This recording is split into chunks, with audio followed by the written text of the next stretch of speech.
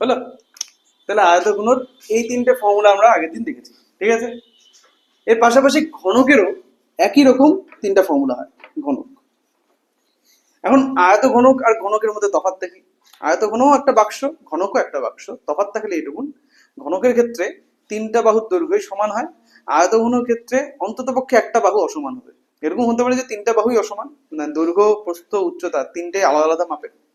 এরকম হতে পারে দৈর্ঘ্য আর প্রস্থ সমান, উচ্চতাটা আলাদা, অথবা দৈর্ঘ্য আর উচ্চতা সমান, প্রস্থটা আলাদা। এরকম হতে পারে দুটো বাহু, দুটো যে কোনো সাইড সমান, 3 নম্বর যে সাইডটা ওটা আলাদা, ঠিক আছে? আয়ত ঘনকের ক্ষেত্রে, কিন্তু ঘনকের ক্ষেত্রে তিনজনের মাপই সেম হয়, আর সেই জন্য সেক্ষেত্রে দৈর্ঘ্য প্রস্থ উচ্চতা বলে কোনো কথা আসে না, কি আসে? বাহু কথাটা আসে, ঠিক আছে?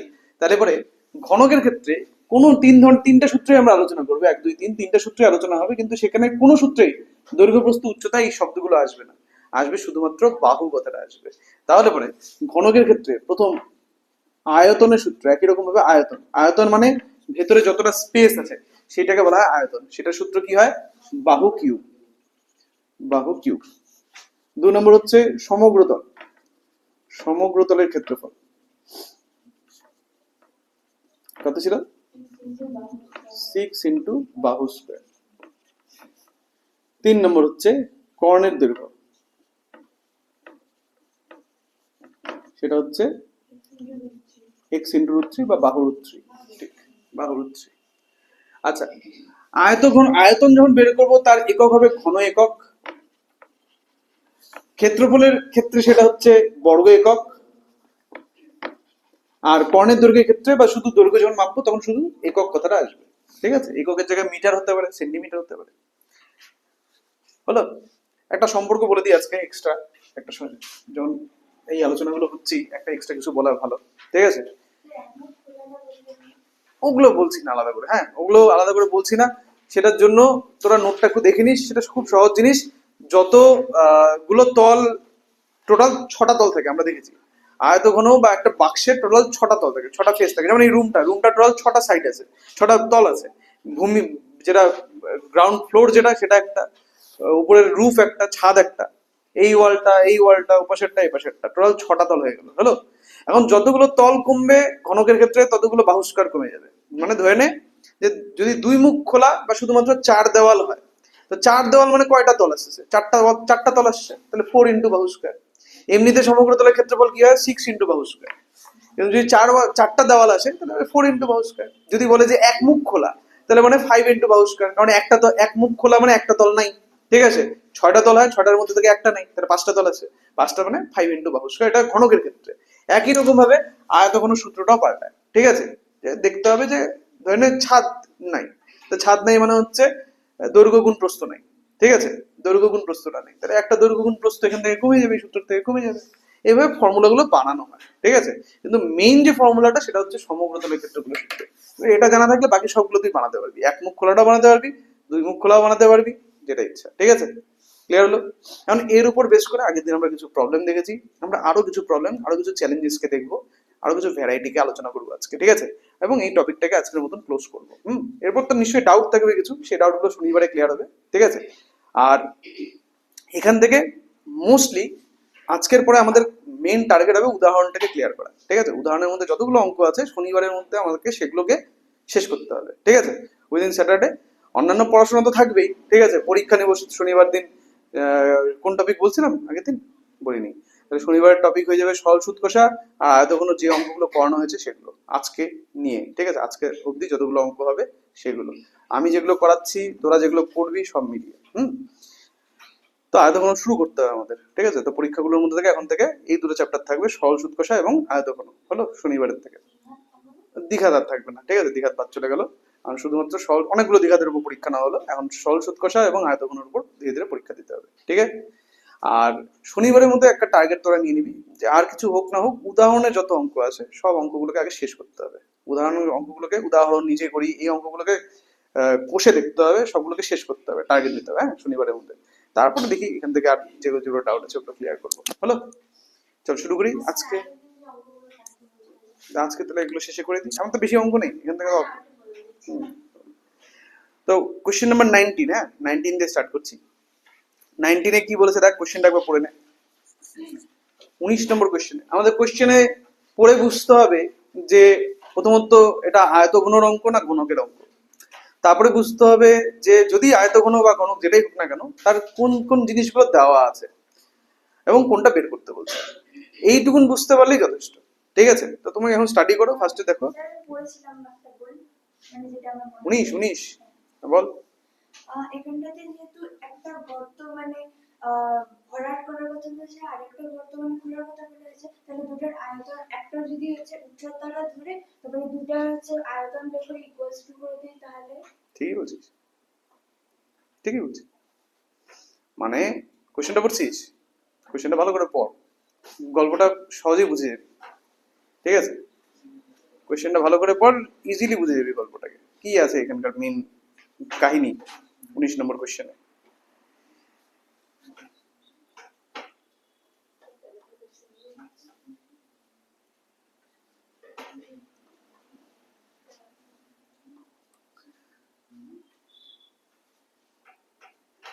তো গল্পটা একটু বলি। গল্প হচ্ছে যে এখানে একটা জমি আছে, আমি মাপ বলছি না, জমিটার মাপ কত কত জমি আছে, ফ্ল্যাট জমি একটা, যেমন ধরেন এইটা, এই রুমের যে ফ্লোরটা, ফ্লোরটা একটা জমি ধরে নে। এই জমিটাকে উঁচু করতে হবে। তো উঁচু করার জন্য জমিকে উঁচু করতে হলে পরে তোকে মাটি ঢালতে হবে। ঠিক আছে, বা এখানে যদি আমি এটাকে উঁচু করার কথা বলি তাহলে সিমেন্ট ঢালতে হবে। ঠিক আছে, তো এখন যখন আমি এটাকে মাটি দিয়ে উঁচু করছি, কোনো একটা জমিকে যখন মাটি দিয়ে উঁচু করছি, এই মাটিটা কোথা থেকে পাবো? নিশ্চয়ই অন্য কোনো জায়গায় খুঁড়তে লাগবে, তাই না? এনে এমনি তো পাবো না, খুঁড়তে লাগবে তো। তো ওর জন্য একটা গর্ত করা হচ্ছে। ঠিক আছে, তো যেটা তোর যে জমিটা আছে সেই জমিটার দৈর্ঘ্য, প্রস্থ এবং উচ্চতা তিনটেই দেওয়া আছে। গর্তটার, যে গর্তটা খোঁড়া হবে তার দৈর্ঘ্য, দেখ আগের দিন আমি বলেছি গর্তের ক্ষেত্রে লম্বা, চওড়া এবং গভীরতা বলে তিনটা শব্দ আসে গর্তের বেলা। লম্বা মানে দৈর্ঘ্য, চওড়া মানে প্রস্থ, আর গভীরতা মানে উচ্চতা। তাহলে যে গর্তটা খোঁড়া হচ্ছে, একটাই গর্ত মনে করা হচ্ছে না নাকি দুইটা? দুটা গর্ত খোঁড়া হচ্ছে। একটা ঘোরা হচ্ছে একটা ঘোরা হচ্ছে হম, খোঁড়া হচ্ছে কয়টা গর্ত? ঘোরা হচ্ছে ওইটাই জিজ্ঞেস করলাম, যে খোঁড়া হচ্ছে একটাই গর্ত। তো যে গর্তটা খোঁড়া হচ্ছে, একটাই গর্ত খোঁড়া হচ্ছে আসল, সেই গর্তটার দৈর্ঘ্য আর প্রস্থ দেওয়া আছে, উচ্চতাটা দেওয়া নেই। কথাটা ক্লিয়ার? এখন আমাদের কি বলেছে যে জমিটাকে উঁচু করতে হবে। তো জমিটাকে যখন আমি মাটি দিয়ে উঁচু করব তখন কি হবে, যে যে জমিটার উপর যতটা মাটি পড়ছে সেটা তো ওই গর্তের থেকেই আসছে। তো ওই গর্তের যতটা ক্যাপাসিটি ততটাই মাটি আসছে। আর যখন ক্যাপাসিটির প্রসঙ্গ আসে, ক্যাপাসিটি মানে আমরা কি শিখেছি? ক্যাপাসিটি মানেই হচ্ছে আয়তন। তার মানে এখানে ওই যতটা মাটি ফেলানো হচ্ছে এবং গর্তটার যতটা গভীরতা ততটা আয়তন, দুজনে আয়তন কি হওয়া উচিত? সেম হওয়া উচিত। যার মধ্যে থেকে গর্তটার গভীরতা দেওয়া নেই, গর্তটার গভীরতাকে ধরে ওইটাই বের করতে বলছে, ওটাকে ধরে নিলাম কিছু একটা, ওর আয়তন তাহলে আমি বের করতে পারবো, কারণ ওটাও আয়তঘনক। কারণ নেক্সট যেটা বলছিলাম শুরুতে, যে কোশ্চেন পরে বুঝতে হবে এটা ঘনকের অঙ্ক না আয়তঘনকের অঙ্ক। তা আয়তঘনক দুটো, এখানে দুটো জিনিস, ও যেমন বলছে দুটো গর্তের কথা বলা হচ্ছে, একটা মাটি, একটা জমি, একটা গর্ত, এটা এই জিনিসটাও বলছে। জমিটাও আয়তঘনক দেখতে, গর্তটাও আয়তঘনক দেখতে। তার কারণ গর্তটার ক্ষেত্রে দৈর্ঘ্য আর প্রস্থ দেখ আলাদা আলাদা দেওয়া আছে, আর জমিটার ক্ষেত্রে দৈর্ঘ্য প্রস্থ আলাদা আলাদা। যখনই দৈর্ঘ্য আর প্রস্থ আলাদা হবে তখনই কি হয়ে যাবে, ওটা আয়তঘনক হয়ে যাবে। বুঝতে পারলি? যে কোনো দুটো জিনিস যদি আলাদা হয়ে যায় তাহলে আয়তঘনক। ঠিক আছে নিহারিকা? তাহলে পরে আমরা প্রথমত জমিটার আয়তন জমিটার উপর কতটা মাটি ফেলানো হচ্ছে তার আয়তনটা বের করতে পারবো। ফর্মুলা আছে তো আমাদের কাছে, দৈর্ঘ্য গুণ প্রস্থ গুণ উচ্চতা, হলো। আর মাটিটার যে গর্তটা করা হচ্ছে সেই গর্তটার গভীরতা চেয়েছে আমাদের কাছে, গভীরতা ধরে নিচ্ছি, তাহলে তার আয়তন বের করতে পারবো তো। ধরে নিলে পরে দুটোকে সমান করে দিব। ব্যাস, চলো শুরু করি। ঠিক আছে, তো কোশ্চেন নাম্বার 19, ও যেটা বলতে চাচ্ছিলাম 19 নম্বর কোশ্চেনটা হুট করে স্টার্ট করে দিলাম। যে কথাটা বলতে চাচ্ছিলাম, আগে ইনফরমেশন দিতে চাচ্ছিলাম, সেটা হচ্ছে এই চ্যাপ্টারে বা এর পরবর্তী যে চ্যাপ্টার গুলো আছে পরিমিতির, সেটাতে আমাদের একটা জিনিস লাগতে পারে, সেটা হচ্ছে আয়তন, মানে হচ্ছে জলের আয়তন। জলকে আমরা যখনই মাপি তখন কিসে মাপি? লিটারে মাপি, যে কত লিটার জল আছে এই বোতলটার মধ্যে, কত লিটার বা কত মিলিলিটার জল আছে। ঠিক আছে, তো আমাদের লিটারের সাথে যে দৈর্ঘ্য অর্থাৎ মিটার, কিলোমিটার, সেন্টিমিটার, এদের সম্পর্কগুলো জানতে হবে। ঠিক আছে, তো একটাই সম্পর্ক আছে, ইম্পর্টেন্ট সম্পর্ক, সেটা কোশ্চেনে বলা থাকবে না কিন্তু কোশ্চেনে চাইতে পারে। ঠিক আছে, ওটা জেনে রাখতে হবে যে 1 লিটার ইকুয়াল টু কত হয় মিটারে। ঠিক আছে, সেটা হচ্ছে, কারো জানা আছে 1 লিটার ইকুয়াল টু? জানা নেই। 1 লিটার ইকুয়াল টু, দেখো 1 লিটার ইকুয়াল টু, এটা আমাদের অঙ্ক আসবে যে অঙ্কগুলোর মধ্যে জল রিলেটেড অঙ্ক হবে, ঠিক আছে? ওই অঙ্কগুলোতে এই চ্যাপ্টারও হতে পারে, উদাহরণও থাকতে পারে, যখন তোরা উদাহরণ স্টাডি করবি উদাহরণের মধ্যেই এই অঙ্ক থাকতে পারে, বলা কঠিন, ঠিক আছে? তো 1 লিটার ইকুয়াল টু 1 ঘন ডেসিমিটার, ঠিক আছে? 1 লিটার ইকুয়াল টু 1 ঘন ডেসিমিটার, এই কথাটা আমাদেরকে মাথায় রাখতে হবে, ঠিক আছে? 1 লিটার ইকুয়াল টু 1 ঘন ডেসিমিটার, মানে দেওয়াই থাকতে পারে যে একটা পাত্র আছে, যে পাত্রটার মধ্যে জল, যেমন একটা টিনের ডাব্বা, তোরা আগেকার দিনের ইয়েগুলো দেখছিলিস, ওই তেল রাখে যে টিনের ডাব্বাগুলো, আগেকার দিনের, ওটা কিন্তু আয়ত ঘনাকার ছিল, ঠিক আছে? মনে পড়ে আমাদের আমরা যখন ছোট ছিলাম তখন যে সরষের তেলের যে ডাব্বাগুলো হতো, বড় বড় সরষের তেলের ডাব্বা নিয়ে আসতো, ঠিক আছে? ওই বড় বড় সরষের তেলের ডাব্বাগুলো তো ধরে নে এতটা বড় ডাব্বা হতো, ঠিক আছে? ওই ডাব্বাগুলোর মধ্যে সাইজ যেটা দেখতে, যেটা ওটা আয়ত ঘনকার, মানে বাক্স টাইপের দেখতে ছিল, কিন্তু ওর মধ্যে রাখা হতো কি তেল। তোকে কোশ্চেন দিতেই পারে ওরকম একটা টিনের বাক্সের ওপর, যে এই বাক্সটার মধ্যে কত লিটার তেল আটবে, ঠিক আছে? তোকে বাক্সটার 3টা ডাইমেনশনই দেওয়া আছে, যে বাক্সটা ধরে নাও বাক্সটার দৈর্ঘ্য হচ্ছে 3 মিটার, প্রস্থ 3 মিটার না, ধরে নাও বাক্সটার দৈর্ঘ্য হচ্ছে 3 ডেসিমিটার, প্রস্থ হচ্ছে 4 ডেসিমিটার, আর উচ্চতা হচ্ছে 5 ডেসিমিটার। তাহলে বাক্সটার মধ্যে কত লিটার জল তেল আটবে, হলো? তোকে সিম্পলি কি করতে হবে, তার আয়তনটা বের করতে হবে। আয়তনটা কোন এককে বের করতে হবে, ঘন ডেসিমিটার এককে বের করতে হবে। তুই যদি ঘন ডেসিমিটার এককে বের করিস তাহলে ধরে নে অ্যান্সার আসলো 20 ঘন ডেসিমিটার, তাহলে ওটাকে তুই লিখে দিবি যে বাক্সটির মধ্যে 20 লিটার জল আটে। যখনই ঘন ডেসিমিটার হয়ে গেল ওটাকে তুই রিপ্লেস করে দিবি লিটার দিয়ে, ঠিক আছে? 20 লিটার জল আটে, ক্লিয়ার? তাহলে এই সূত্রটাকে তখন আমরা ওই জাতীয় অঙ্কগুলোর মধ্যে কাজে লাগাই দেবো, ঠিক আছে? বোঝাতে পারছি? এখন 19 নম্বর অঙ্ক। তাহলে আমাকে শুরুতে কি করতে হবে, ধরতে লাগবে, ধরি গর্তটির গভীরতা এক্স। আচ্ছা, আমাকে একক গুলোকে একটু স্টাডি করতে হবে, মিটার, ডেসিমিটার, মিটার, মিটার, সব মিটার ধরতে লাগবে, এক্স মিটার।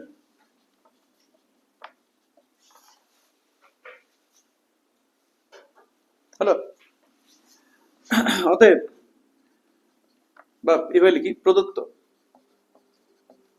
যে গর্তটির দৈর্ঘ্য কত, গর্তটা দৈর্ঘ্য, প্রস্থ এবং গভীরতা লিখবো, গভীরতা তো আমি এক্স ধরেছি। প্রস্থ কত দেওয়া আছে, প্রস্থ কত দেওয়া আছে, 18.2 মিটার, 18.2 মিটার, ঠিক আছে? আর দৈর্ঘ্য কত দেওয়া আছে, 27 মিটার। তাহলে আমরা সর্বপ্রথম তো গর্তটা আয়তন বের করি, গর্তটির আয়তন, তার মানে 27 ইন্টু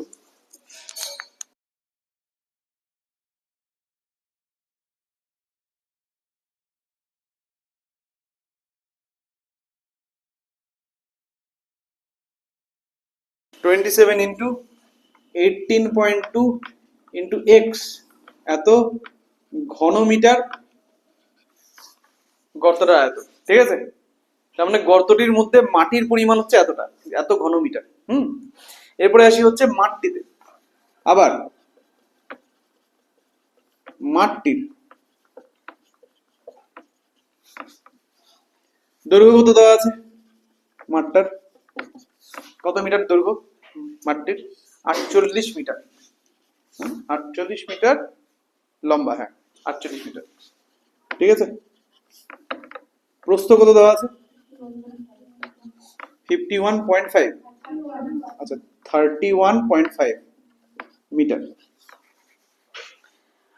আর গভীরতা বা উচ্চতা, এটাকে উচ্চতাই লাগ, কত দেওয়া আছে, 6.5 ডেসিমিটার, ওটাকে মিটার বানাতে হবে। 6.5 ডেসিমিটার মানে কত মিটার হয়, কত, এত ডেসিমিটার মানে কত মিটার, 65। কারা কারা 65 বললি বলতো, পয়েন্টটা তো আগে যাবে, তাহলে কত হয়ে যাবে, 65। 0 পয়েন্ট উচ্চারণ করে না, উচ্চারণটা হচ্ছে 0.65, জিরোটাকে উচ্চারণ করতে হয় না, ঠিক আছে? তাহলে 0.65 মিটার হয়ে গেল। ক্লিয়ার? তাহলে আমরা দৈর্ঘ্য বস্তু উচ্চতা পেয়ে গেলাম। তার মানে মাঠটির ওপর যে মাটি ফেলা হবে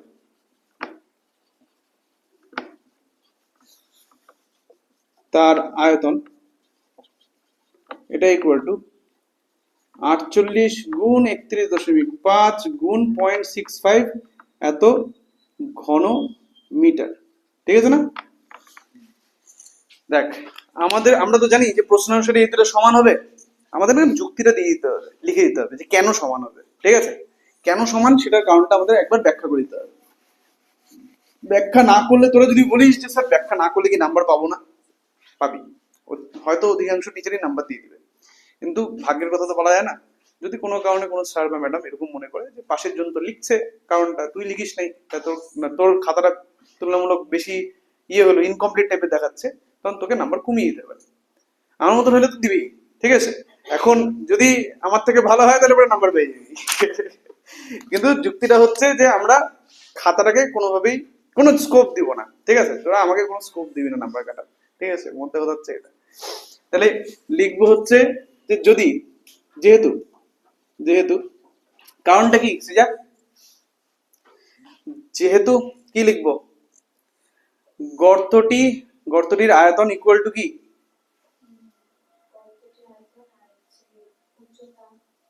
মাটির উপর যে পরিমাণ মাটি ফেলা হচ্ছে তাদের আয়তন সমান, তাই না? যেহেতু গর্তটির আয়তন, এবার লিখি গর্তটির আয়তন ইকুয়াল টু মাটির উপর ফেলা মাটির আয়তন, তাই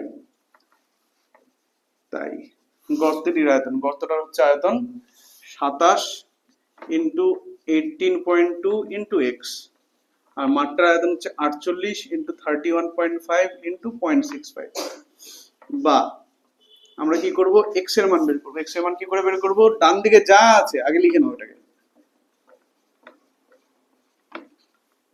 হলো? বাদিকে দুটোই ইনটু হয়ে আছে তো, এটা সবাই ইনটু হয়ে আছে তো, সবাই গুণ হয়ে আছে তো, তাহলে এরা দুজন নিচে চলে যাবে, মতো কথা হচ্ছে এটা। এরা দুইজন নিজেদের মধ্যে গুণ অবস্থায় থাকবে, কিন্তু ওভারঅল ভাগ হয়ে যাবে, ঠিক আছে? বুঝলিস না? দশমিক গুলোকে তাড়াতে লাগবে, ঠিক আছে? তো দেখ, নিচে 27 এর মধ্যে কোনো দশমিক নেই, ভালো কথা। 18.2 এর মধ্যে দশমিক আছে, শেষের দিক থেকে এক ঘর আগে। উপরের দিক থেকে একটা সংখ্যা চয়েস কর যার শেষের দিক থেকে এক ঘর আগেই দশমিক আছে। 31.5, এদের দুজনে দশমিক তুলে দেয়, হলো? এর দুজনের দশমিক চলে গেল, বাকি থাকলো 0.65, এর দশমিকটা তুলতে লাগবে। তো যখন আমি 0.65 এর দশমিকটা তুলে দেবো, তখন নিচে 100 চলে আসবে, নিচে 100 চলে আসবে, তাহলে নিচে ইনটু দিয়ে 100, ঠিক আছে সমিতা? বুঝলি? এখন হবে কাটাকাটি। তো এখন কাটাকাটি করতে হবে, মানে হচ্ছে কার সাথে কে কাটবে এটা ভাবতে লাগবে। উপরে 65 আছে, নিচে 182 আছে, অন্তরাত্মা বলছে যে 13 দিয়ে ভাগ যেতে পারে, ঠিক আছে? তো এখন যদি আমি 182 কে 13 দিয়ে ভাগ করার চেষ্টা করি, 13 কে 13, 18 থেকে 13 বাদ যাচ্ছে, 5, 52, 4 13 52, মানে 13 ইন্টু 14, তাহলে এটা হয়ে গেল 14, এটা হলো 5। নিচে আছে 14, উপরে আছে হচ্ছে 315, আশা করি 7 দিয়ে ভাগ যাবে, 315, কারণ 14 7 দিয়ে ভাগ যায়, ঠিক আছে? কেটে দিলাম, দেখি এখন কি হয়, ঠিক আছে? এখন 31.5 কত দিয়ে ভাগ দিচ্ছি, 7 দিয়ে, 45 দিয়ে যাচ্ছে, তাই তো? তাহলে 45, আর নিচে হচ্ছে 7 দুগুণ 14। এখন 2 আর 48 কাটবে 24, আচ্ছা 24 আর 27 কাটবে, কত হবে, 3 8 24, 3 9 27, ঠিক আছে? একটু ফ্রেশ করে লিখি। বা এক্স ইকুয়াল টু, আমি এখনো অব্দি পেলাম 8 ইন্টু 45 ইন্টু 65 তো চলে গেছে, শুধু 5 আছে এখানে, 5 ডিভাইডেড বাই 9 ইন্টু 100, এখন অব্দি এটা আমার কাছে আছে। 9 দিয়ে 45 কাটবে, 5 নং 45, বা এক্স ইকুয়াল টু কত এলো, 5 5 25, 8 25 200, তাহলে 200 বল 200/100, হ্যাঁ, তাহলে 0 কিলো কেটে গেল, বা x ইকুয়াল টু 2, মানে গর্তটি হবে 2 মিটার গভীর। ঠিক আছে, গর্তটির গভীরতা 2 মিটার। ক্লিয়ার হলো? ঠিক আছে না আকাশ, বুঝতে পারছিস তো? তাহলে অঙ্কটার গল্প কি ছিল? একটা মাঠ আছে, একটা গর্ত করা হচ্ছে। মাঠটার উপর যতটা মাটি ফেলানো হবে, গর্তটার থেকে ততটাই মাটি বের করা হবে, মানে দুজনের আয়তন সেম। মাঠটার দৈর্ঘ্য প্রস্থ গভীরতা মানে উচ্চতা তিনটেই দেওয়া আছে, গর্তটার দৈর্ঘ্য আর প্রস্থ দেওয়া আছে, গভীরতা বা উচ্চতাটা দেওয়া নেই। ওটাকে ধরে নিলাম, দুজনের আয়তন সেম করলাম, পেয়ে গেলাম এক্স এর মান। ঠিক আছে, ব্যাস এইটুকুনি কাজ। তাহলে 19 হয়ে গেল। 19-এর পরে আমরা করবো 22। কোয়েশ্চেন নাম্বার 22, পড়ে নাও কোয়েশ্চেনটা কি বলেছে দেখো।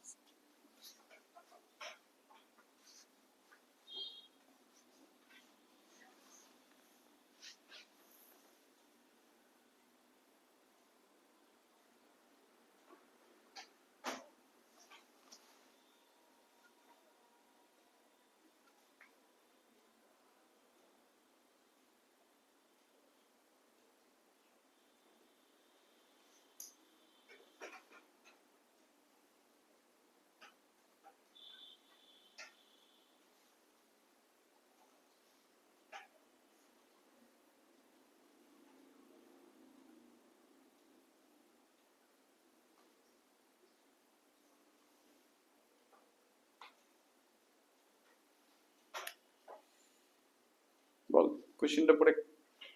কোয়েশ্চেনটা দেখ দুটো পার্ট আছে মনে হচ্ছে।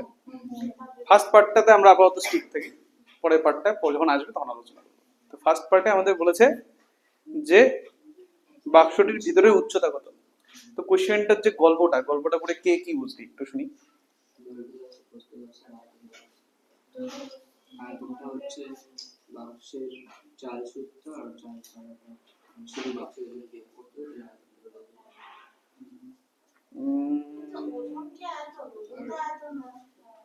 ওজন আয়তন না, ওজন আয়তন না। ওজনটা তো আলাদা, এখানে বা ওটা তো আলাদা ক্যালকুলেশন। মাসের বেতনের যে আয়তনটা বেরোবে সেটা ইকুয়াল টু আমি আমি সবারটা অ্যাকসেপ্ট করি। এইটুকুন তো বোঝা গেছে যে চালের বাক্সটার ভেতরে আয়তনের কিছু একটা গল্প আছে। ঠিক আছে, আর এইটুকুন একদম স্পষ্ট বোঝা যাচ্ছে যে বাক্সটার ভেতরে আয়তন দিয়ে কিছু একটা করতে হবে। ঠিক আছে, একদম ঠিক ধরছিস তোরা। করতেটা কি হবে? উচ্চতা দেওয়া নেই, ধরলাম উচ্চতা, তাহলে বাক্সের ভেতরে আয়তনটা পেয়ে গেলাম। তারপর হ্যাঁ, 1 ঘন ডেসিমিটার চালের ওজন এত দেওয়া আছে, তাহলে এটা এখন তাহলে আয়তনটা আর এত ঘন ডেসিমিটার আয়তনটা কত বের করব, তাহলে এটা এখন দেখ, ও যে বললো যে বাক্স ভেতরে ভেতরে উচ্চতাটা ধরতে লাগবে, এটা সবাই বুঝতে পারছিস তো? এখন তারপরে যে এই কথাটা বললো মাঝখানে অনেকগুলো লাইন আছে, ওই লাইনগুলো আমি বলি। ঠিক আছে, তো ও যেটা বললো যে বাক্সটার উচ্চতা ধরতে হবে, উচ্চতার থেকে আমি বাক্সের ভেতরের যতটা আয়তন সেটা পাচ্ছি। এখন চাল রাখা হবে কোথায়? বাক্সের ভেতরে। তার মানে বাক্সের ভেতরে যতটা আয়তন হবে ততটাই চালের পরিমাণ, হ্যাঁ কি না? তা বাক্সটার ভেতরে কতটা চাল আছে তার উত্তর হচ্ছে বাক্সটার ভেতরে আয়তন কত। তাহলে বাক্সটার ভেতরে আয়তন যত হইলো ততটাই চাল বাক্সটার ভেতরে থাকবে। দুটোকে ডিভাইড করে দিলে হয়ে যাবে।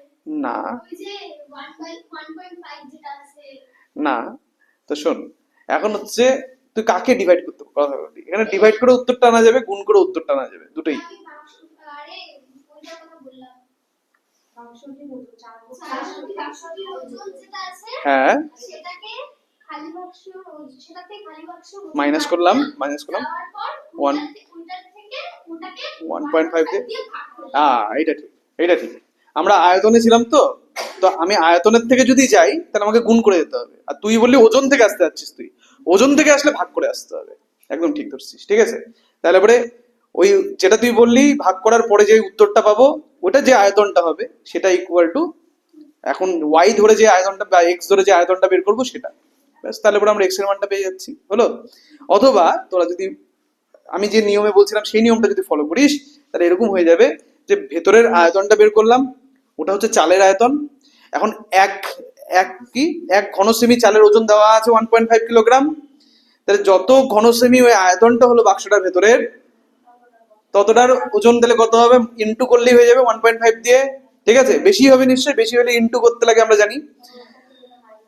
তো হ্যাঁ, আর তারপরে হচ্ছে আমরা কি করব, দেখ কোশ্চেনে কি বলা আছে যে খালি বাক্সের ওজন 115.5 কিলোগ্রাম, আর চাল ভর্তি বাক্সের ওজন 880.5 কিলোগ্রাম। তা শুধু চালের ওজনটা কত, মাইনাস করলেই হয়ে যাবে।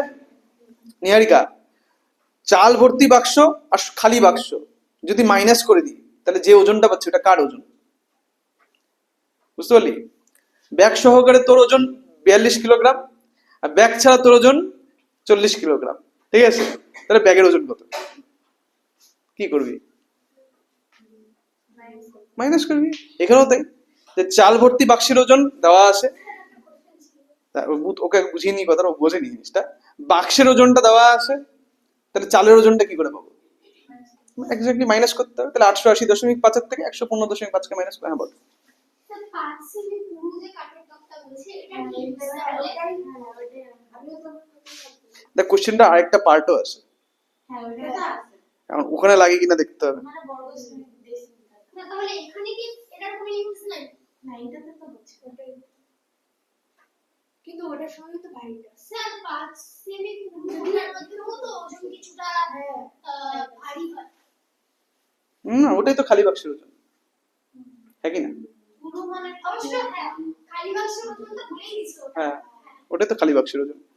তারপরে চাল ভর্তি বাক্সের ওজনের মধ্যে ওই ওজনটা ঢুকতেছে, যেটার কথা তুই বললি। আবার খালি বাক্সের ওজনের মধ্যে ওটা ঢুকতেছে। যখন মাইনাস করব, শুধু চালের ওজনটা পেয়ে যাচ্ছি, কারণ ওগুলো তো কেটেই যাচ্ছে। হুম, এখন তুই যেটা বললি ভালো কোয়েশ্চেন করছিস, যে 5 সেমি পুরো কথাটার কি কোনো কাজ নাই? কান্না করতে তো দিবে না স্যার এমনিতেই। পরেরটাতে কোনো কাজ নেই। হ্যাঁ, ও একদম ঠিক ধরছে, একদম ঠিক কথা ধরছে। দেখ, আমাদের সবকিছু ভেতরের দেওয়া আছে, কিন্তু যখন বাইরের সেকেন্ড পার্টটা তোরা যদি পড়ে থাকিস বাইরের পাশে, তো ওইটা যখন আমরা বের করবো তখন পুরো ব্যাপারটা লাগবে। ঠিক আছে, কথাটা বুঝলি? একদম ঠিক ধরছিস। ঠিক আছে, তাহলে আমরা প্যাটার্নটা পেয়ে গেলাম, হ্যাঁ, পুরোটার প্যাটার্নই পেয়ে গেলাম। তাহলে আমরা কি করে করবো, ভাগ করে করি, তোরটাই করি। ঠিক আছে, ও বললো যে ওজনগুলোকে মাইনাস করে তারপরে এক, হ্যাঁ ওটা করে দিই, ওটাই করে দিই। ঠিক আছে, ওর থেকে আমরা আয়তন বের করে নিবো, আর এই পাশের থেকে আয়তন বের করছি, ইকুয়াল করে দেবো, ঝামেলা শেষ। ঠিক আছে, চল শুরু করি। তাহলে এখানে একটাই জিনিস ধরতে হচ্ছে, সমশ্রী, কি একটা জিনিসই অ্যাজিউম করতে হচ্ছে, কি জিনিস? একটা জিনিসই ধরতে লাগছে, কি? উচ্চতা, তাই না? তো বাক্সটার উচ্চতা ধরছি আমরা কত, এক্স মিটার না ডেসিমিটার, কি ধরবো? আচ্ছা, এককগুলোকে একটু স্টাডি করে নি, দাঁড়া দাঁড়া। 5 সেমি, এটা পরে লাগবে। কিগ্রা ডেসিমিটার 1 ঘন ডেসিমিটার, সব ডেসিমিটার। তাহলে এক্স ডেসিমিটার, এটা হচ্ছে কত নম্বর, 22 নম্বর না? ধরি বাক্সটির, আচ্ছা তাহলে আমাকে বাক্সটা নিশ্চয়ই ভেতরের দিকে উচ্চতা ধরতে হবে। তাহলে বাক্সটির ভেতরের দিকে উচ্চতা, ভেতরের দিকের, কারণ বাইরের দৈর্ঘ্য প্রস্থ উচ্চতা তিনটেই পাল্টাবে। ভেতরের দিকের উচ্চতা এক্স ডেসিমিটার না, এক্স ডেসিমিটার। প্রদত্ত যে বাক্সটির ভেতরের দিকের দৈর্ঘ্য কত বলছে, দৈর্ঘ্য 12 ডেসিমিটার, প্রস্থ এবং প্রস্থ 8.5 ডেসিমিটার, এবং প্রস্থ 8.5 ডেসিমিটার। ঠিক আছে না শুনছি? এই কথাগুলো বলা আছে না? এখন আমরা কি করব, এর আয়তনটা বের করবো। আয়তনের সূত্র হচ্ছে দৈর্ঘ্য গুণ প্রস্থ গুণ উচ্চতা। ঠিক আছে, চল চাও না? তাহলে অতএব বাক্সটির ভেতরের দিকের, এই বারবার এই কথাটাই লিখতে হবে, বাক্সটির ভেতরের দিকের আয়তন, এটা ইকুয়ালস টু দৈর্ঘ্য মানে 12 গুণ প্রস্থ মানে 8.5 গুণ উচ্চতা মানে x, এত ঘন ডেসিমিটার।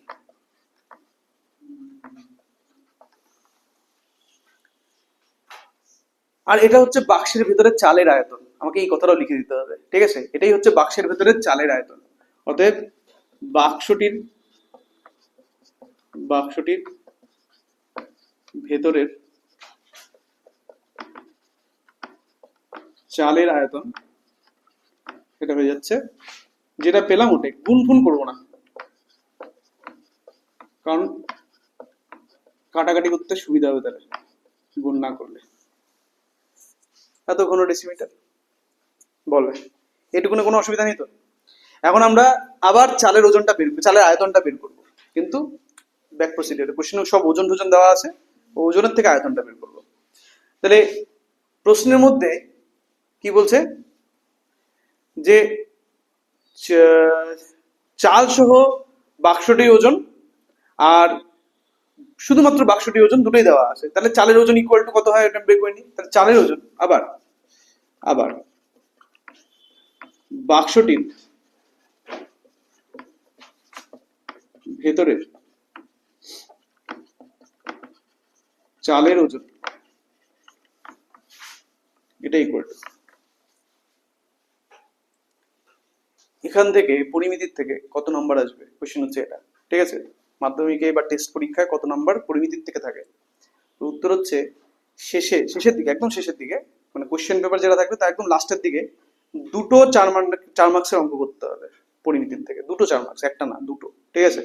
পরিমিতির থেকে পরিমিতি, ওভারঅল পরিমিতির থেকে, শুধু আয়তঘন না, পরিমিতির থেকে টোটাল 3টে কোশ্চেন দেওয়া থাকবে।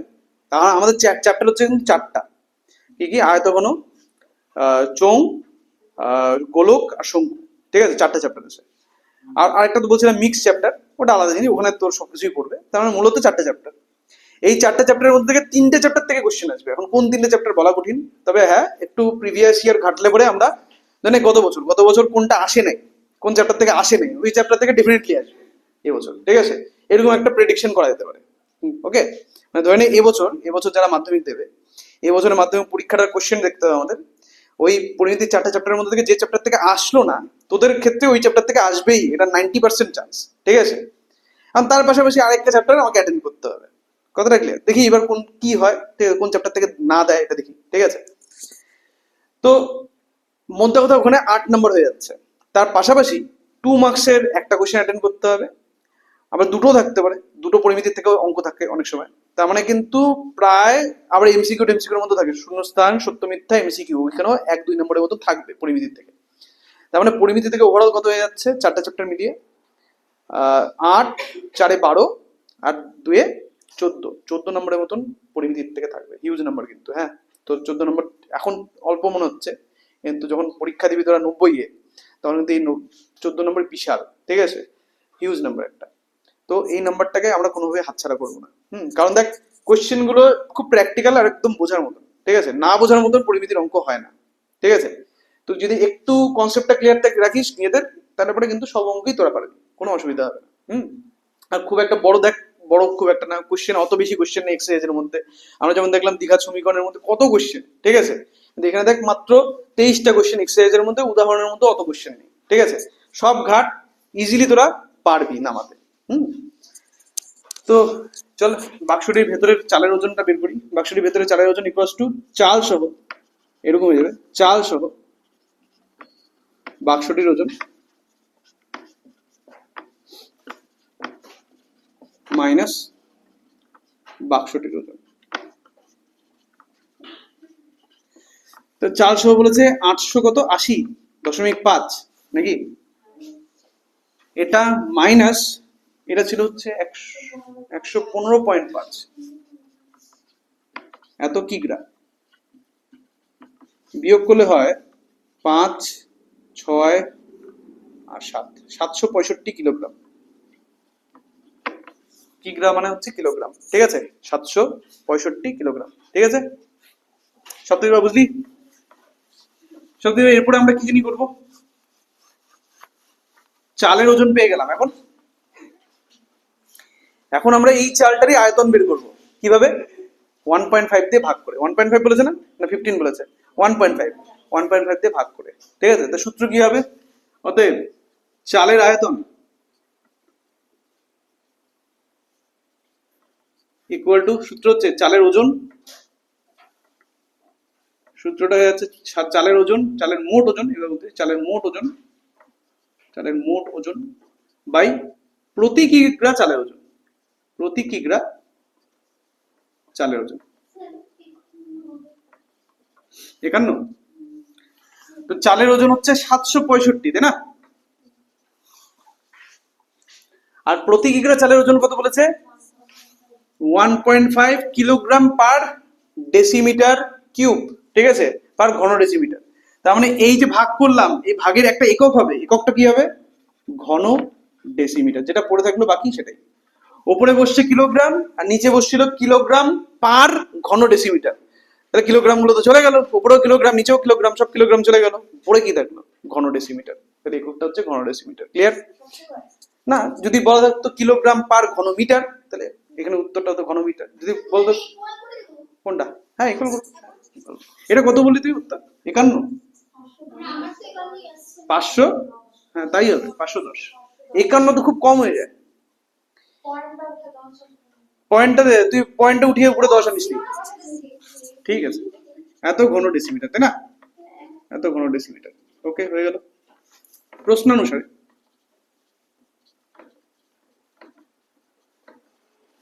অনুসারে আগে যেটা পেয়েছিলাম 12 গুণ 8.5 গুণ x সমান সমান 510, বা x ইকুয়াল টু কি হয়ে যাবে? 500, তাই না?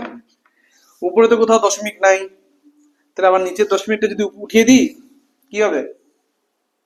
কি হবে? উপরে 10 ইন্টু হয়ে যাবে। Very good. আচ্ছা, আমাকে দেখতে হবে যে 510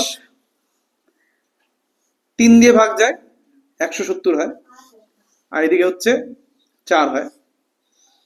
এদিকে 85 আর এটাও ভাগ যায় 2 হয়, 2 আর 4 ভাগ যায় 2, এখানে গেলে 5, উত্তর হয়ে গেল, বা x ইকুয়াল টু 5। তাহলে 5 ডেসিমিটার হচ্ছে বাক্সটির ভেতরের দিকের গভীরতা বা উচ্চতা, ঠিক আছে? বাক্সটির ভেতরের দিকের উচ্চতা হচ্ছে 5 ডেসিমিটার। তাহলে আমাদের ফার্স্ট পার্ট কমপ্লিট হলো, বাক্সটির ভেতরের দিকে উচ্চতা আমরা বের করে নিলাম।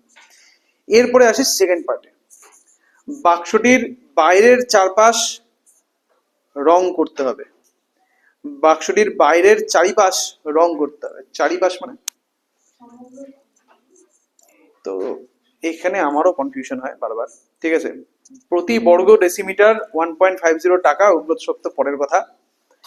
বাক্সটির বাইরের চারপাশ মানে চার দেওয়াল না সমগ্র তল, ঠিক আছে? এটা একটা বাক্সটার ঢাকনা আছে, এটাও ভাবতে হবে আমাকে, ঠিক আছে? হ্যাঁ হ্যাঁ, এখানে একটা কনফিউশন, তাহলে কি এক মুখ খোলা করে কেউ ভেবে নি। হ্যাঁ, বাক্সটাকে রং করতে হবে, বলছে বাক্সটির চারিপাশ মানে হচ্ছে হিসাব মতো 4 দিক, ঠিক আছে? তো এখন আবার চারিপাশ মানে হচ্ছে পুরাটাকেও বোঝানো হয়, আমরা অনেক সময় চারপাশ বলতে পুরাটাকে বুঝিয়ে দেখি, ঠিক আছে? এই জন্য ইংলিশ লাগে। আচ্ছা, রং করলে চারপাশে করবে। রং করলে চারটা সাইডই করে, তলটাকে কে রং করে? কেউ তো রং করে না, মানে 4 দেওয়ালই হচ্ছে। টপটাও কেউ রং করে না, বটমটাও কেউ, টপটাকে তাও রং করে কখনো, বটমটাকে রং করেই না। তার মানে 4 দেওয়ালই হচ্ছে, ঠিক আছে? 4 দেওয়ালের ক্ষেত্রফল আমাদের লাগবে। তো 4 দেওয়ালের ক্ষেত্রফল মানে সূত্রটা কি হয়ে যাবে? 2 ইন্টু কি ছিল? দৈর্ঘ্য যোগ প্রস্থ গুণ উচ্চতা। তাহলে আমাদের দৈর্ঘ্য, প্রস্থ আর উচ্চতা তিনটেই লাগবে, কিন্তু বাইরের দিকে। আর আমাদের যেগুলো যেগুলো দেওয়া আছে সব ভেতরের দিকে। তো ভেতরের দিকের থেকে বাইরের দিকে কি করে পাবো? পুরোটা কি লিখতে কত কি করবো? 5 কে 2 বার যোগ করব। 5 কে, ভেরি গুড, এটা একদম সঠিক উত্তর। 5 কে 2 বার যোগ করতে হবে, একবার না 2 বার যোগ করতে হবে। কেন? কারণ দেখ, আমি উপর দিক থেকে বোঝাচ্ছি। হ্যাঁ, ধরে নে বাক্সটাকে তুই উপর দিক থেকে দেখতেছিস, তাহলে দেখতে এরকম লাগবে, ঠিক আছে? এখন বাক্সটা চওড়া, আর একটু বড় করে দিই। বাক্সটা হচ্ছে চওড়া, কতটা চওড়া বলছে? 5 সেন্টিমিটার, তাই না? যাই হোক, এককটা বাদ দিই, 5 চওড়া, কথা কথা 5 চওড়া। এককটাতে পড়ে আসি, 5 চওড়া। তো আমরা এর দৈর্ঘ্য, এটা ধরে নে দৈর্ঘ্য, আর এটা হচ্ছে প্রস্থ, কথা কথা। তাহলে আমি দৈর্ঘ্য জানি, দৈর্ঘ্য কত বলা আছে আমাদের? 12, দৈর্ঘ্য হচ্ছে 12। তো যদি এটা ভেতরের দিকে দৈর্ঘ্য হয়, বাইরের দিকে দৈর্ঘ্য একটু বড়, কোশ্চেন হচ্ছে কতটা বড়? 5 উপরের দিকে 5 গেছে, নিচের দিকেও 5 গেছে, তাই না? তার মানে 5 10, যেটা বলে 5 10 যোগ হবে, কিন্তু এখানে একটু ভুল হয়েছে। ভুলটা কি? 5 যোগ হবে না, কারণ 5টা সেন্টিমিটারে দেওয়া আছে, আর আমরা জানি এগুলো সব ডেসিমিটারে। তাহলে আমাকে আগে ডেসিমিটার মানে হচ্ছে 0.5 ডেসিমিটার, 5 সেন্টিমিটার মানে 0.5 ডেসিমিটার, তাহলে 0.5 যোগ করতে হবে, মানে 2 ইন্টু 0.5 যোগ করতে হবে। ঠিক আছে, ক্লিয়ার? তো আমরা দৈর্ঘ্য, প্রস্থ, উচ্চতা তিনটেই বের করি সাবানা। ঠিক আছে, কি করে? যেগুলো আমরা পেয়েছি 12, 8.5 আর কত কত পেলাম 5 না 2, কত নিয়ে 5, হ্যাঁ 5, 12 আর 8.5 তিনটা পেয়েছি। দৈর্ঘ্য হচ্ছে 12 ডেসিমিটার, প্রস্থ হচ্ছে 8.5 ডেসিমিটার, আর উচ্চতা পেলাম কত 5 ডেসিমিটার। তিনটার সাথে আমাকে যোগ করতে হবে। কত যোগ করতে হবে? উপরের দিকে 0.5, নিচের দিকে 0.5, মানে 0.5 প্লাস 0.5। তাহলে এটা হয়ে যাবে 12 প্লাস 0.5 প্লাস 0.5, মানে 12 প্লাস 1, 0.5 দুটো 0.5 যোগ করলে 1 হয়, 13 হয়ে গেল। এইটাকে একবারে দিতে হবে, এটাকে এক বাড়াতে হবে, এটাকে এক বাড়াতে হবে, তাহলে হয়ে যাবে 13, 9.5 আর 6। ব্যাস, তাহলে পরে আমরা ক্ষেত্রফলটা বের করতে পারবো 4 দেওয়ালে। ঠিক আছে, চল শুরু করি।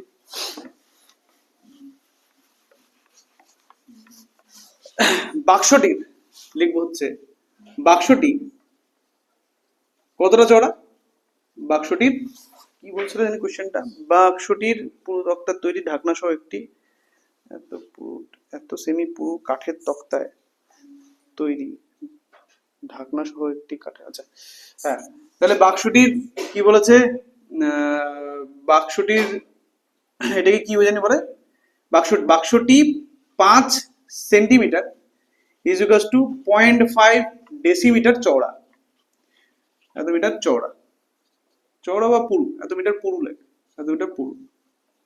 অতএব বাক্সটির বাইরের দিকে,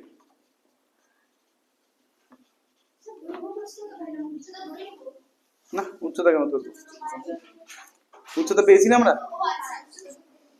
অতএব বাক্সটির বাইরের দিকের দৈর্ঘ্য, দৈর্ঘ্য কত হয়ে যাবে? দৈর্ঘ্য হয়ে যাবে হচ্ছে 12 প্লাস 2 ইন্টু 0.5 এত ডেসিমিটার, তার মানে 13 ডেসিমিটার। প্রস্থ, প্রস্থ হবে 8.5 প্লাস 2 ইন্টু 0.5 এত ডেসিমিটার, তার মানে 9.5 ডেসিমিটার। একটা প্রশ্ন হঠাৎ করে মাথায় আসলো, আমরা কি ঢাকনাটাকে নিব কি নিব না? ঢাকনাটাকে কি নিব কি নিব না? হ্যাঁ,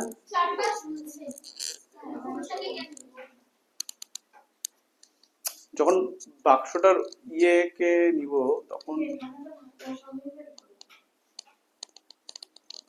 বাইরে তো বলছি, তো বাইরে ঢাকনাটাও বাইরে।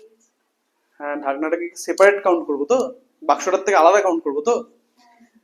যদি বাক্সটার থেকে আলাদা কাউন্ট করি তাহলে কিন্তু যেটা করছি ওটাই হবে। কিন্তু যদি ঢাকনা সহ, উচ্চতাটা যদি ঢাকনা সহ পাওয়া যায়, তার মানে কিন্তু এখানে যখন আমরা উচ্চতাটাকে লিখবো তখন কিন্তু 2 ইন্টু 0.5 যোগ হবে না, তখন শুধু 0.5 যোগ হবে। কেন? কারণ যদি হাইটের মধ্যে ঢাকনাটাও থাকে, তার মানে ঢাকনাটা 0.5 চওড়া। ঠিক আছে, ঢাকনাটার ক্ষেত্রে উচ্চতা 0.5, ওই ঢাকনাকে যদি বাদ দিয়ে 4 দেওয়াল হিসাব করতে হয় তাহলে 0.5 তো বাদ যাচ্ছে, শুধু একটাই 0.5 তখন যোগ হবে। তো এই ক্ষেত্রে একটা মানে হচ্ছে, ধরে নে এই যে বোতলটা,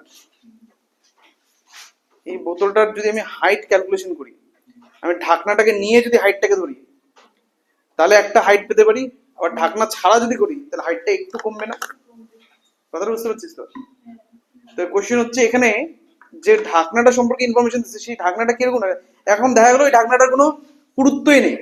ঠিক আছে, ঢাকনার কোনো পুরুই নেই। আমাদের কোশ্চেনটাকে ভালো করে পড়তে হবে, যার জন্য 5 সেমি পুরু কাঠের তক্তায় তৈরি ঢাকনা সহ একটি কাঠের বাক্সের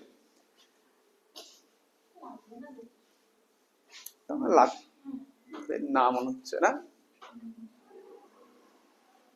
দেখ বাক্সটা, আমার এখানে একটা কনফিউশন তৈরি আছে, এরকম দেখতে হবে তো, আর চওড়াটা যখন হবে তখন এরকম হবে তো, আর ঢাকনাটা মানলাম এর উপর দিয়ে এইভাবে লাগানো আছে, তাহলেও তো উপরের দিকে 0.5 যোগ হচ্ছে না। ছবিটা দেখ, এখন ঢাকনাটা যদি ঢাকনা সহ যদি আমি নেই তাহলে পরে না হয় 0.5 যোগ হচ্ছে। ঠিক আছে, ঢাকনাটা যদি একটা, ঢাকনার যদি একটা পুরুত্ব থাকে, কিন্তু কোশ্চেনে কোথাও ঢাকনার কোনো পুরুত্ব বলা নেই, বলা আছে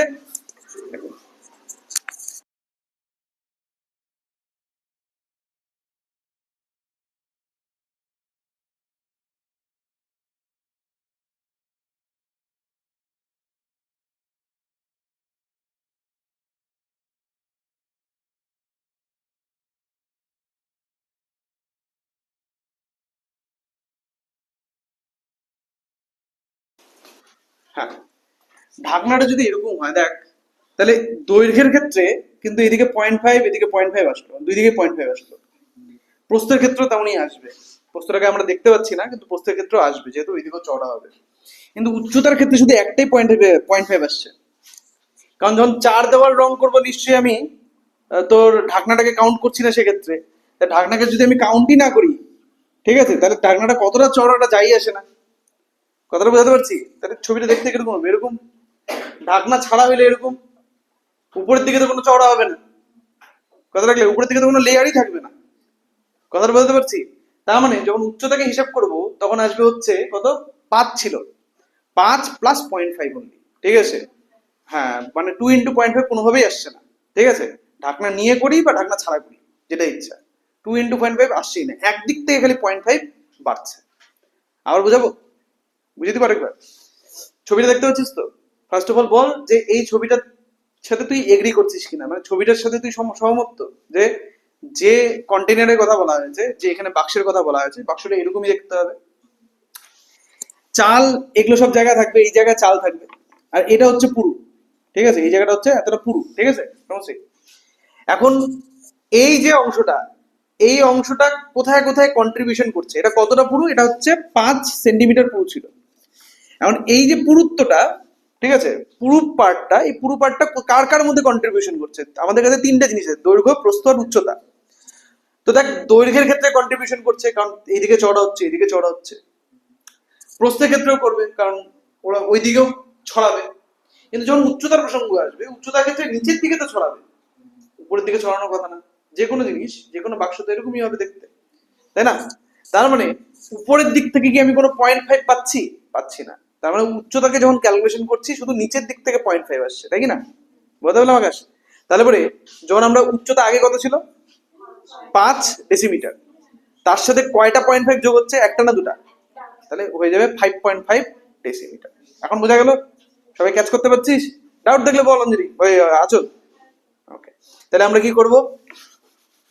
দেখি যে উচ্চতা ইকুয়াল টু হয়ে যাচ্ছে কত, 5 প্লাস 0.5 এত ডেসিমিটার। তার মানে 5.5 ডেসিমিটার হয়ে গেল। দৈর্ঘ্য, প্রস্থ, উচ্চতা তিনটাই পেয়ে গেলাম। আমাদের লাগবে কি? আমাদের লাগবে হচ্ছে এর সমগ্র 4 দেওয়ালের ক্ষেত্রফল। অতএব বাক্সটির 4 দেওয়ালের ক্ষেত্রফল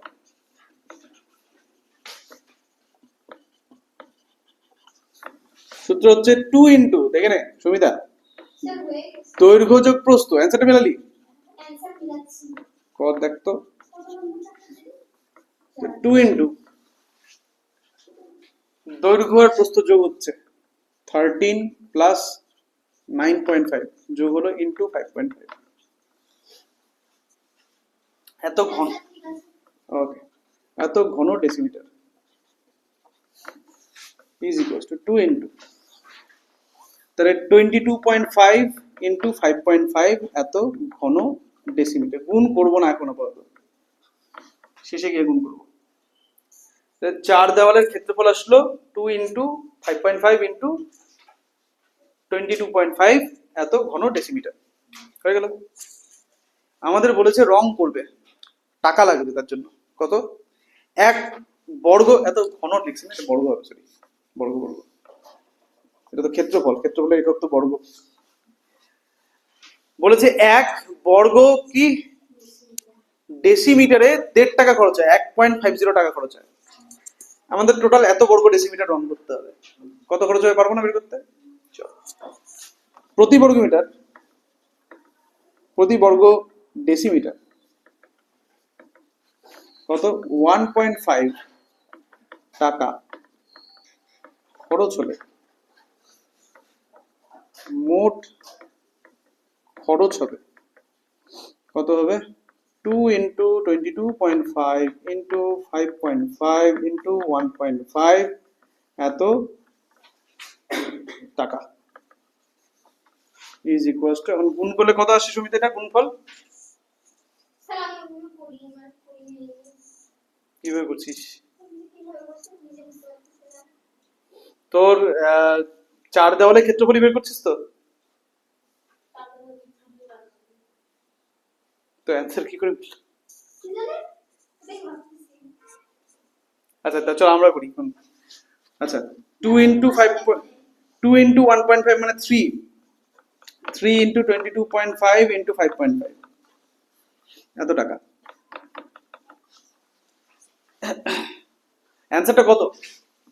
আরে আমি জানতে পারি ক্ষেত্রফল লিখে তারপরে কি বের করে নেই বের তো করছি আচ্ছা শুন শুন, বলা অ্যান্সার কত আছে? অ্যান্সার আসলে 755 টাকা 50 পয়সা তাহলে 5.5 ইন্টু 3 এখানে 3 5 15 5 17 দশমিকটা এখানে, আর 22.5 আর তার সাথে 17.5 গুণ হচ্ছে কত হয়ে যাবে দেখি? 5 5 25 5 দেখলো 2, 5 গুণ 10 2 বসলো, আর দেখলো 1, 5 গুণ 10 1 11, আর এখানে হচ্ছে 7 5 সাথে 5 দেখলো 3, 7 গুণ 14 3 17 7 দেখলো 1, 7 গুণ 14 1 15, এদিকে 5 2 হ্যাঁ হ্যাঁ 755, আমাদের তো তা আসছে না রে বাবা। স্যার সেটাই অ্যান্সার আছে 755 কি করে হয়? 25 5 5 গুণ 10 2, 5 গুণ 10 1 11। আমার ওকে আমি ভুল করছি আমারটা ভুল হয়েছে কিন্তু অ্যান্সারে তাই দিয়েছে অ্যান্সারে কি আছে বললি আগে বল। 775 টাকা, 775 টাকা 50 পয়সা। আমাদের কত আসছে? বেশি আসছে না কম আসছে দেখি তো? 5 7, এদিকে হচ্ছে 12 12 একে 13 3 হাতে গুলো 1, 7 একে 8 একে 9 2 একে 3। হ্যাঁ বল। এখানে 16.5 না?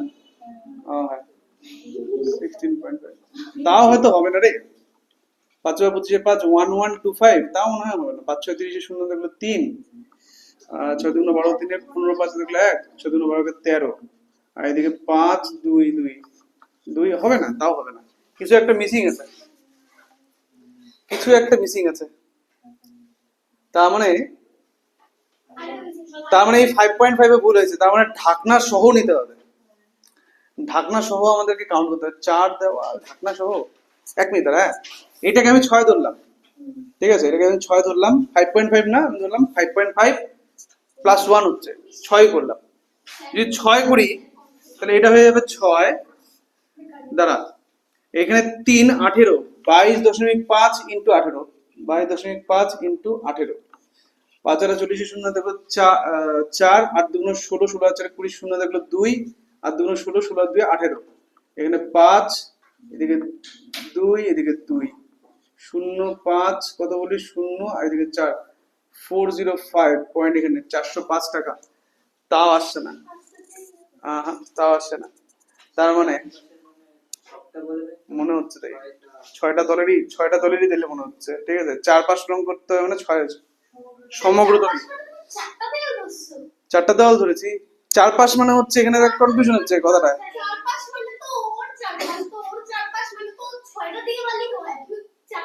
যখন কোনো কিছু রং করা হয়, তুই ধরে নে, যখন কোনো কিছু রং করি আমরা, তখন তলটাকে কি রং করি? ঠিক আছে? আমরা আমাদের যে টার্মিনোলজি এখানে বলেছে 4 5 রং করতে হবে, তো এখানে একটা কনফিউশন তৈরি যাচ্ছে, ঠিক আছে? তো ব্যাপারটা হয়ে গেছে যে এরকম হতে পারে যে ও উপরের তলটাকে নিচ্ছে, কিন্তু নিচের তলটাকে তো কোনোভাবেই রং করা হয় না। 4 5 বলতে যেটা বোঝানো হয়, ঠিক আছে? কথাটা বুঝলি? পারে, ঠিক আছে, কিন্তু নর্মালি 4 5 যখনই 4 5 রং করতে লাগবে বলে, তখন তলটাকে রং, ধরে আমি টেবিলটাকে রং করবো, টেবিলে 4 5 রং করবো, টেবিলের নিচ থেকে কেউ রং করবে? ভেতর দিক থেকে করবে না নিশ্চয়ই। ওই ঘটনাটাই তো, ঠিক আছে? তো যদি তাই হয় তাহলে আমাদের এখানে আরেকটা জিনিস যোগ হয়ে যাবে। যোগ কি হবে? উপরে যে তলটা আছে মানে দৈর্ঘ্য গুণ প্রস্থ আরো যোগ হয়ে যাবে ওই জিনিসটাকে। তাহলে দাঁড়া 1 মিনিট, সেটা কত হয়ে যাচ্ছে আমাদের এখানে? কত এসছে আমার ওইদিকে? 6ও যোগ হবে, তাহলে এখানে কত হয়ে যাচ্ছে? 2 ইন্টু 22.5 ইন্টু 6 হয়ে যাবে। তাহলে সূত্র কি ছিল? 2 ইন্টু দৈর্ঘ্য গুণ প্রস্থ যোগ প্রস্থ গুণ উচ্চতা যোগ বুঝছো?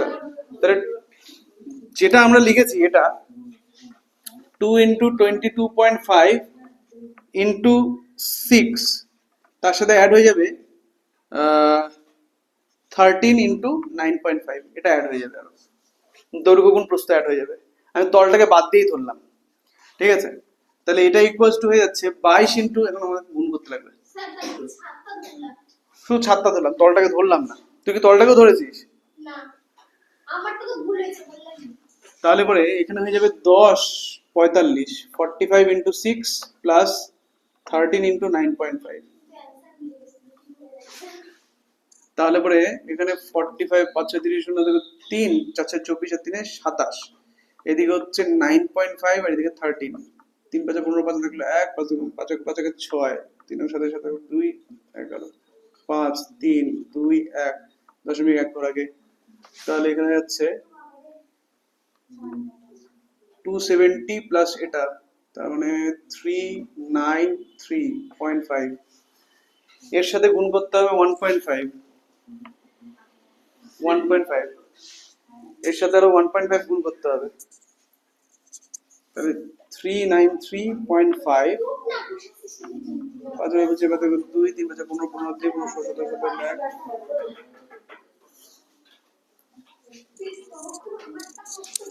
তা হচ্ছে না, আসছে না।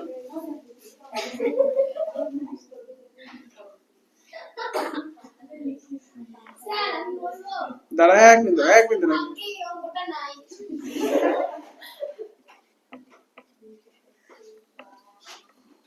7 11 5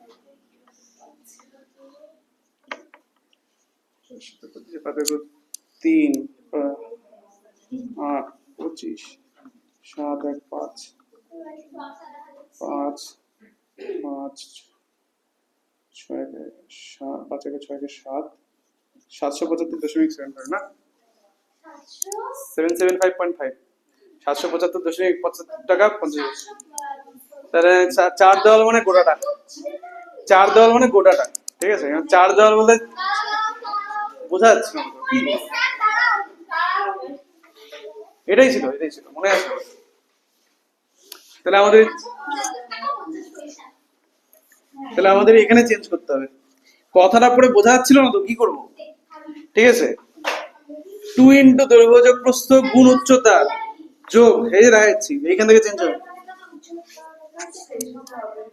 আর শোন এখান থেকে চেঞ্জ হবে, উচ্চতা ইকুয়াল টু 5 প্লাস 0.5 না, 5 প্লাস 2 ইন্টু 0.5 6 হয়ে যাবে।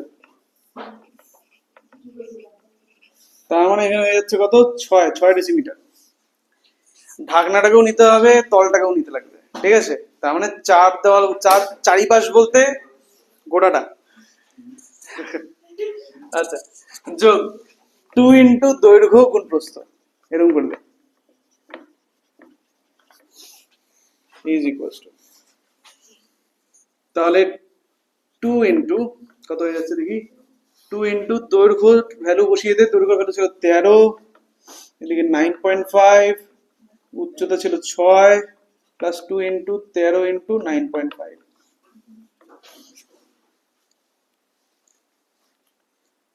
তাহলে এখানে হয়ে যাচ্ছে 270 প্লাস 4 দেওয়াল না বাবা, ও বাক্সটির চারিপাশ লেখ,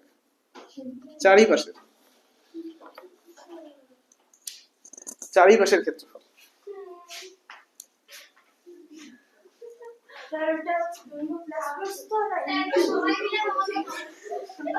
যোগ 2 ইন্টু দৈর্ঘ্য গুণ প্রস্থ, হ্যাঁ এটা ঠিকই আছে, সব ঠিক আছে। 2 ইন্টু দৈর্ঘ্য যোগ প্রস্থ গুণ উচ্চতা যোগ 2 ইন্টু দৈর্ঘ্য গুণ প্রস্থ 9.5, 270 যোগ 247 কত জানি হয়েছিল 517।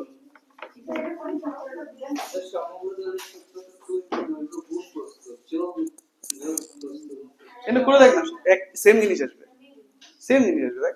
তুই কি বলি 2 ইন্টু দৈর্ঘ্য গুণ প্রস্থ, তুই সবগুলোর সাথে 2 গুণ করে দে, তাহলে 2 ইন্টু দৈর্ঘ্য গুণ প্রস্থ যোগ, বুঝতে পারলি? আমি যেটা, হ্যাঁ না বাবা, এটা হচ্ছে 2 মুখ লাগানো, ঠিক আছে, মানে সমগ্র ক্ষেত্রফল। তো সমগ্রতলের ক্ষেত্রফল। ঠিক আছে, তার মানে হচ্ছে 2 ইন্টু দৈর্ঘ্য যোগ প্রস্থ গুণ উচ্চতা প্লাস 2 ইন্টু দৈর্ঘ্য গুণ প্রস্থ। ঠিক আছে, আরে সমগ্রতলের ক্ষেত্রফলের সূত্রটাকে এইভাবে লিখলাম যাতে কাটতে না হয়। ঠিক আছে, আর কিছু না। তোরা ওই সমগ্রতলের ক্ষেত্রফল যেটা সূত্র ওটা বসিয়ে বাকিটা লিখতে পারিস, অথবা যেটা আমি করেছি এর সাথে অ্যাড করে দিয়ে লিখতে পারিস, যেটা ইচ্ছা। উত্তর আসবে 517 ঘন ডেসিমিটার। 517 ঘন ডেসিমিটার।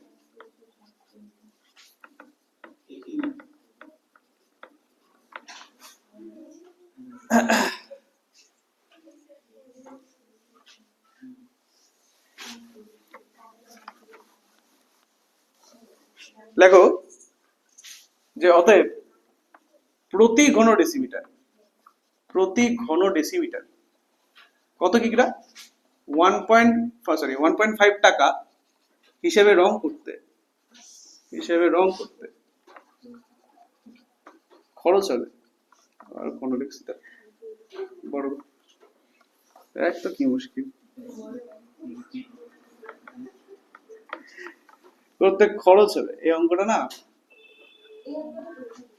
আরে জটিল না, এখানে শনি দেবের নজর ছিল। ঠিক আছে, খরচ হবে।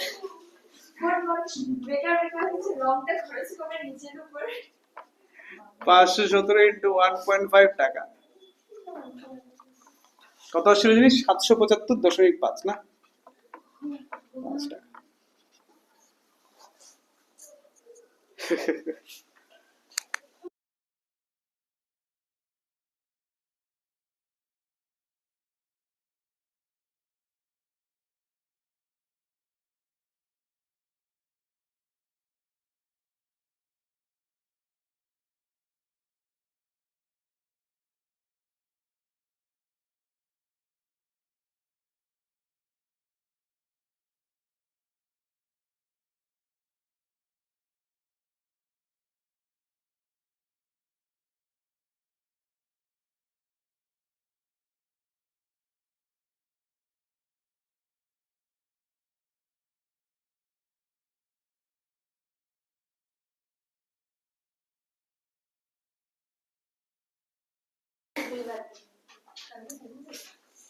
নেক্সট সংক্ষিপ্ত স্টার্ট করি।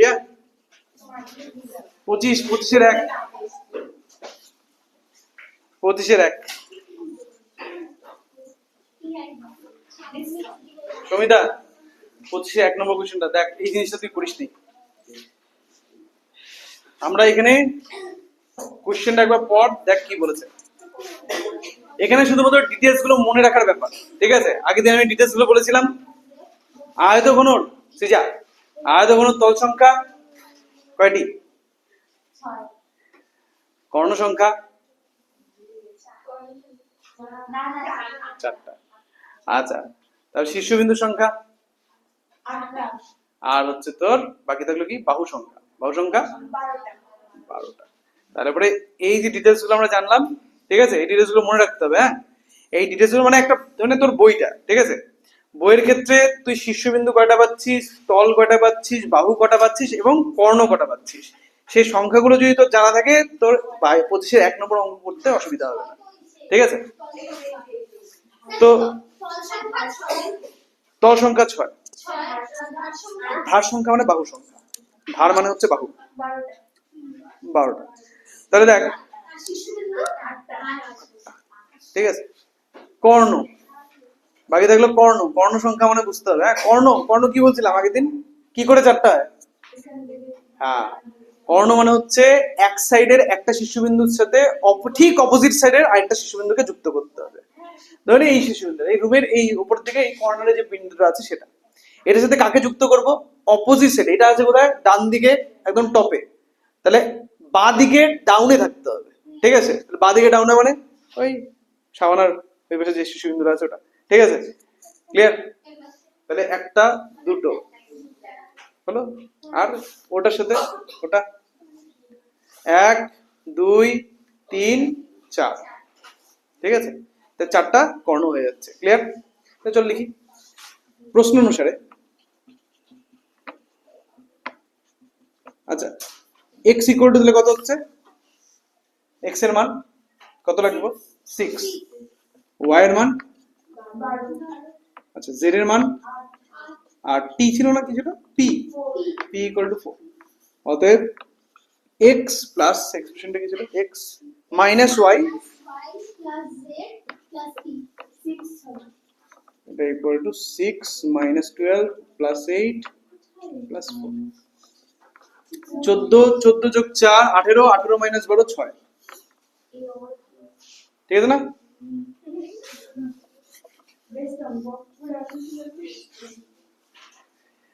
হলো 25 এর 1, ও একের পরে আমরা করবো হচ্ছে 4, 25 এর 4।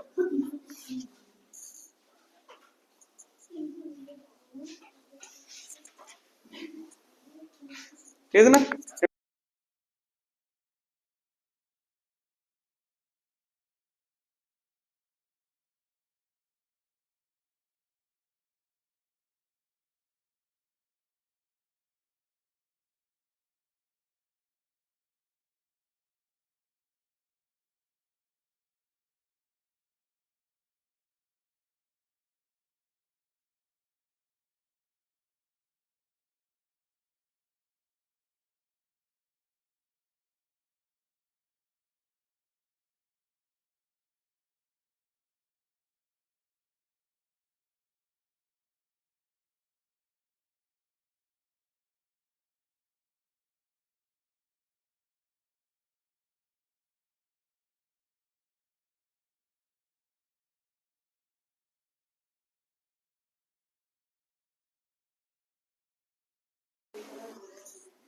তিনটা আর মানে বাহু তিনটা ঘনক, ঘনক সম্পর্কে আমরা কি জানি, ওর সবগুলো বাহুর দৈর্ঘ্যগুলো সমান হয়। আচ্ছা আমি ঘনকের প্রসঙ্গে পরে আসবো। ধরে নে, কারণ আমাকে বুঝতে হবে যে এখানে রিলেশনটা কি হচ্ছে। এখানে গল্পটা হচ্ছে এরকম, তিনটা ছোট ঘনক ছিল, তাদেরকে গলানো হয়েছে, লোহার ঘনক ছিল, লোহার ঘনকগুলোকে গলানো গলানো হয়েছে, গলিয়ে একটা নতুন ঘনক বানানো হয়েছে। যতটা লোহা বেরিয়েছিল ততটা লোহা দিয়ে নতুন ঘনকটা তৈরি হবে। কোয়েশ্চেন হচ্ছে তাহলে সম্পর্ক কি হবে এই নতুন ঘনকটার সাথে পুরানো ছোট ছোট ঘনকগুলোর? আয়তন সেম। মানে নতুন ঘনকটা যে বানানো হলো তার মধ্যে কতটা লোহা আছে, তিনটা ঘনক থেকে যতটা লোহা পাওয়া গেছিল ততটা। কোনো একটা ঘনকের থেকে যতটা লোহা পাওয়া যায় সেটাকে ঘনকটার কি বলা হবে? একটা ঘনকের মধ্যে যতটা লোহা থাকে, এক লোহার ঘনক যার মধ্যে যতটা লোহা আছে, আয়তন বলা হবে নিশ্চয়ই। ঠিক আছে, আয়তন মানে কোনো একটা বস্তুর ধারণ ক্ষমতা, কতটা ক্যাপাসিটি আছে তার মধ্যে, সেটাকে বলা হয় ওই ঘনকটার আয়তন। ঠিক আছে, তাহলে বা ওই বস্তুটার আয়তন। তাহলে এক্ষেত্রে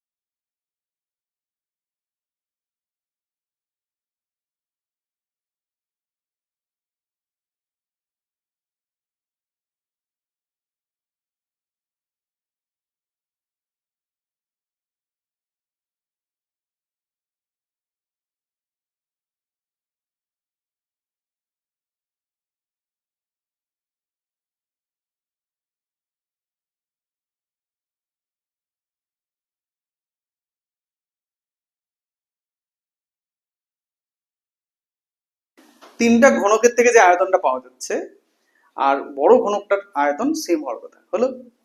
আর বড় ঘনকটার সম্পর্কে কিছু বলা আছে কি, মানে আয়তনের সূত্র কি বড় ঘনকের, ঘনকের আয়তনের সূত্র? তো বড় ঘনকটার বাহু দেওয়া আছে, ওটাই ধরতে হবে। ঠিক ওইটাই ধরতে হবে, ওটা হচ্ছে এক্স কিউব হলো। আর বাকি যে তিনটা ছোট ছোট ঘনক ওদের আয়তন বের করা যাবে, তা তিনটা আয়তনকে যোগ করা যাবে, তো মোট আয়তন আমরা পেয়ে যাচ্ছি আবার এটাও পাচ্ছি, তাই না? ওই এক্স কিউবের মানটাও পেয়ে যাচ্ছি, সেখান থেকে এক্স এর মানটা পেয়ে যাচ্ছি। হ্যাঁ, ধরবো যে বড় ঘনকটির কি বাহুর দৈর্ঘ্য হচ্ছে এক্স, ধরি।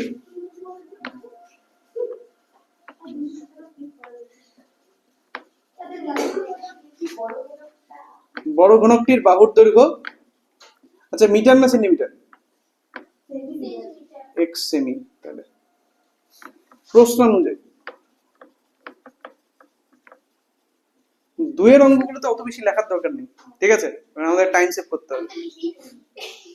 বড়গুলোতে লিখবি, নাহলে নাম্বার কম পাবি, ঠিক আছে? পেতে পারিস, কম পাবি এই কথাটা বলা ভুল, পেতে পারিস, ঠিক আছে? তাহলে প্রশ্ন অনুযায়ী কি হয়ে যাবে? বড় ঘনকটির আয়তন মানে এক্স কিউব ইকুয়াল টু ছোট ঘনকগুলোর সম্মিলিত আয়তন। ছোট ঘনকগুলোর আয়তন কত কত হবে? 3 কিউব।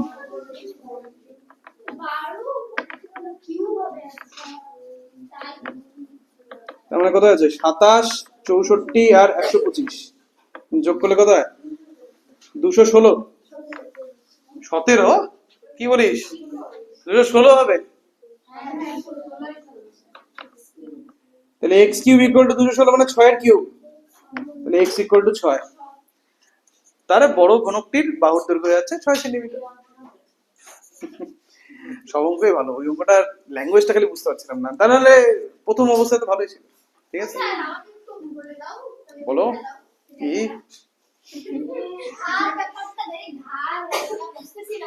ধার মানে বাহু, ধার কেউ বোঝে না, ধার মানে বাহু, ঠিক আছে? ধার মানে হচ্ছে বাহু।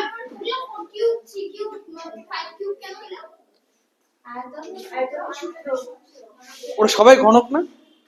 সবাই তো ঘনক। আজকে তুই ঘনকের আয়তনের সূত্র শিখছিস না? কি ছিল? বাহু কিউব। তো ছোট ঘনকের প্রথম যে ছোট ঘনকটা, তার বাহুর দৈর্ঘ্য হচ্ছে 3, তার আয়তন তাহলে কত? ধার মানেই হচ্ছে বাহু, 3 কিউব। দ্বিতীয় যে ছোট ঘনকটা, তার বাহুর দৈর্ঘ্য 4 কিউব, তার 3 হলো। আচ্ছা, তাহলে তাহলে পরে আমাদের এই দুটো হয়ে গেল। আমরা এখন